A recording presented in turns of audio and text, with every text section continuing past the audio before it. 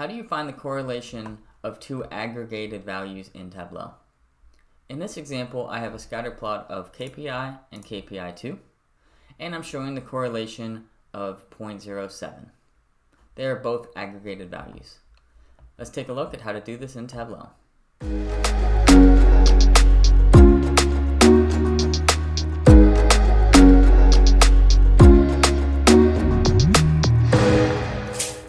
If this is your first time here, make sure you like and subscribe for more Tableau content. Now that I have a scatter plot built, let's write a correlation function.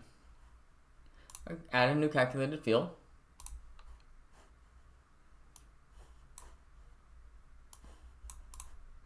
We'll call it correlation. I'm just going to write the core function and pass in KPI and KPI2. You'll see that I get an error, of course, because core cannot take two aggregates. Let's adjust this correlation function and type window in front of it. So the window correlation of KPI and KPI2, which is a table calculation, and I have this calculation is valid. Click apply. Okay. Drag correlation into the view, onto detail, and I'm going to edit this calculation to make sure it's indexed right.